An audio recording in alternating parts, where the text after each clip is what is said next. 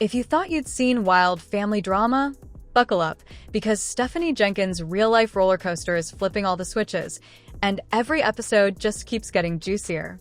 Word on the street is that Stephanie, her partner, and their 5 kids are living the ultimate motel shuffle, hopping from one room to the next every 28 days, looking more like contestants on Survive the Summer than a traditional family. Just imagine 5 kids clutching their bags, a new address every month, routines constantly in replay, and stability slipping further away with each new set of keys. The resilient Jenkins children are being isolated from their families on both sides. It's not just about Drew and Stephanie and all of them living in a motel together. Have y'all noticed they don't have friends? They don't have family that come around and help them. They don't allow help from either side of their families, and no one's talking about it. They already barely take them anywhere. And school just started, so before that, they obviously were just staying in the motel, other than the 1 or 2 times they went to the park. Not only are they choosing to struggle with all of these children, but the fact that they have no support system for their kids is crazy. Like, if they're not going to be the support system that they need to be for their children, like, at least have some type of family to lean on, and they don't even give them that. That just doesn't seem normal to me at all. Drama doesn't even begin to cover it. Stephanie's approach to family? Let's call it no entry allowed. She's not just ignoring the family group chat. She's officially shut it down, and public posts leave no room for negotiation. Her own relatives are labeled toxic, and she's totally fine with slamming that door, no matter how many grandparents beg for a little FaceTime with the grandkids. Forget cousin reunions, lazy Sunday visits, or heart-to-hearts with aunts. Every lifeline is clipped, social connections erased, and the kids are left surrounded by walls taller than their stack of moving boxes. So my daughter came up to me today and said, "Hey mom, did you have friends when you were younger, because you don't have any now?" Thanks. My sister and I have grown so far apart in the last couple of years, and I'm not even sure she knows why. She just has this opinion that I've just lost myself and become a person that just doesn't want to associate with the family. But she has it completely wrong.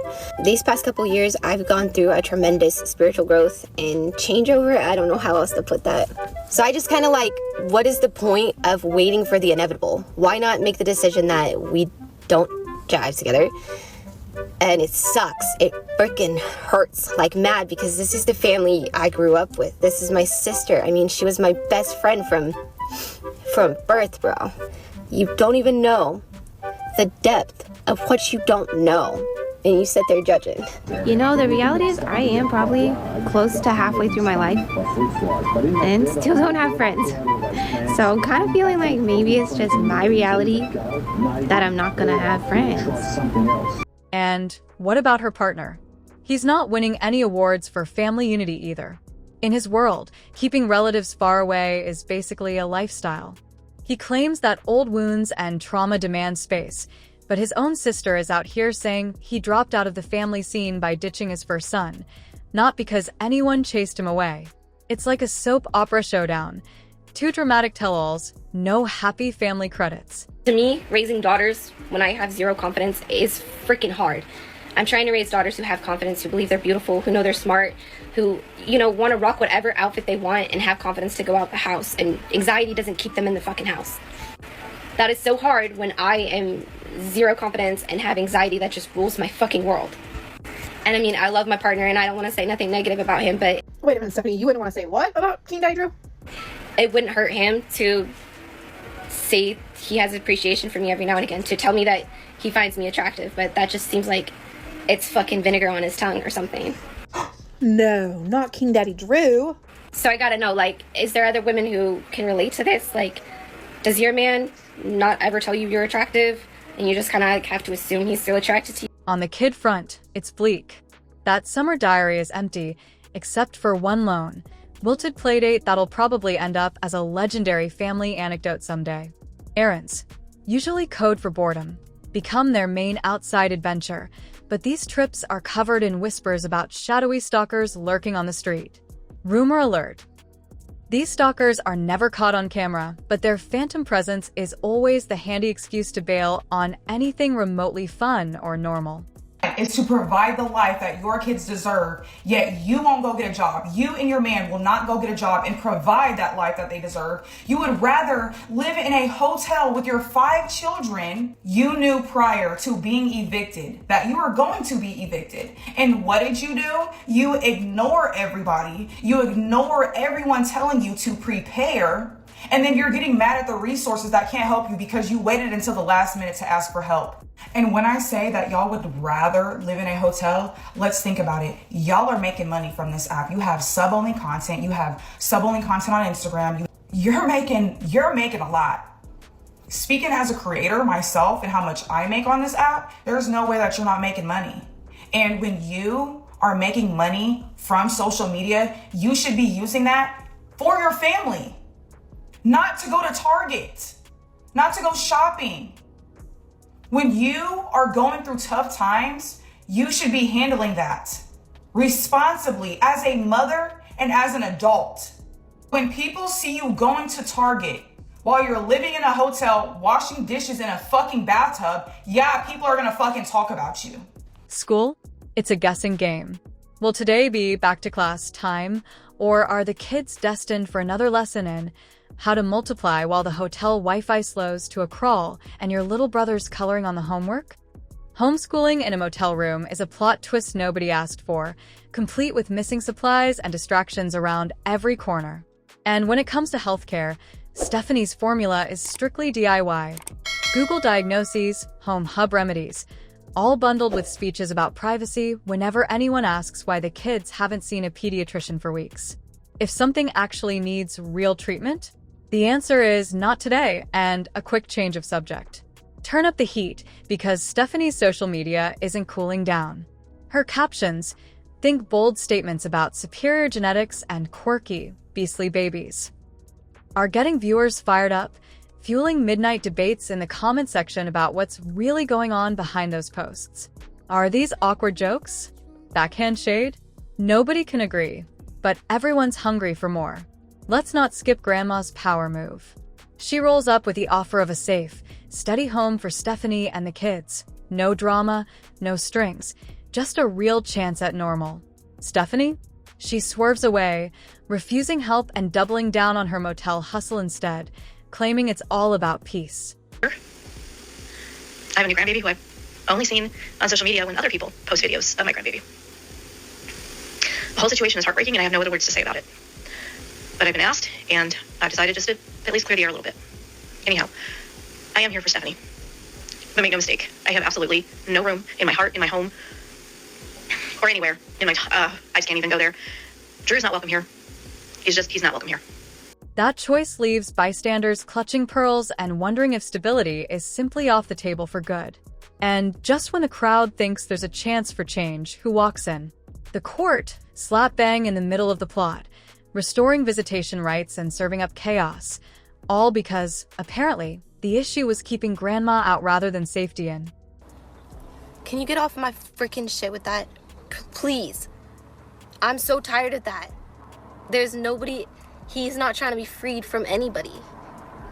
Okay? He's one of the only reasons I still put up with Drew's crap.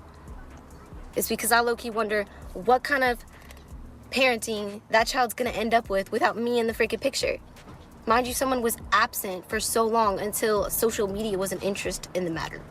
How does that show real concern, real love for the child in the first place?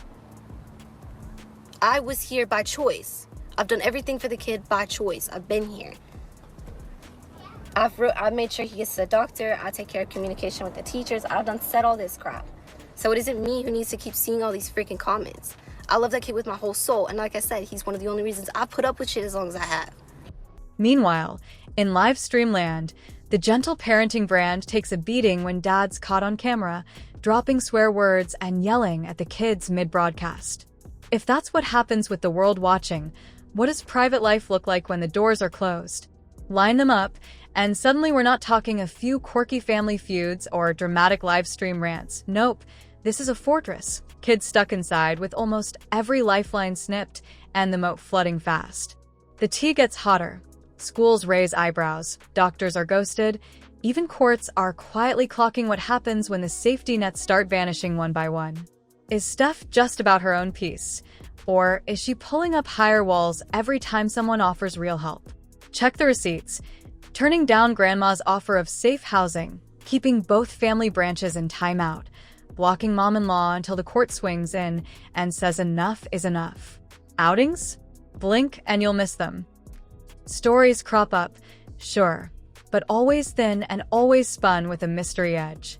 Homeschooling gets pitched, but it's all happening in a cramped motel with Wi-Fi barely holding together, textbooks probably used as coasters, and the actual teacher juggling drama instead of lessons. Now, imagine this. If kids had their weekend sleepovers at grandma's, doctor checkups in actual clinics, stacks of school projects on the fridge, and selfies with piles of friends, this whole concerned gossip angle would flop. But when every adult is pushed out, who's left to sound the alarm if things go sideways? Hint: risks go rogue when nobody's watching, and that's when chaos goes from clickbait to crisis. Don't forget those constant live stream squabbles, click-drag captions, and viral drama spins. If this was all smoke for internet clout, someone would show off those behind-the-scenes victories. Real school wins, health appointments, cozy family dinners with cousins. But here it's all hubs instead of hospitals. Distrust the teachers, and diagnose at home with help from Aunt Wiki. If only judges saw regular, open check-ins with real professionals, maybe the tension would settle. But as it stands, educators and social workers are ready to jump in, monitoring every skipped class, every missed checkup, and every suspicious absence. Advertisers don't exactly rush to sponsor chaos, and YouTube isn't clapping for this kind of controversy. The red flags are waving so wildly, you'd think CPS is about to do a surprise cameo, checking if the kids need new placement or, at the very least, some outside eyes actually looking out for them. Because at the end of the day, it's crystal clear, stability isn't built on content, it's built on care. Parents can perform for live streams, switch up stories, and lock the door on every relative, but the kids? They're the ones left riding the last round of the mystery motel carousel, and everyone's wondering, will the grown-ups finally let in the safe, steady adults they need, or is it up to judges and schools to rewrite this saga? Thanks for sticking with us through this wild Jenkins family saga. If you want all the latest updates, juicy twists, and behind-the-scenes drama, don't forget to like, subscribe, and hit that notification bell. Drop your thoughts in the comments. What do you think will happen next? Until next time, keep your eyes peeled and your popcorn ready.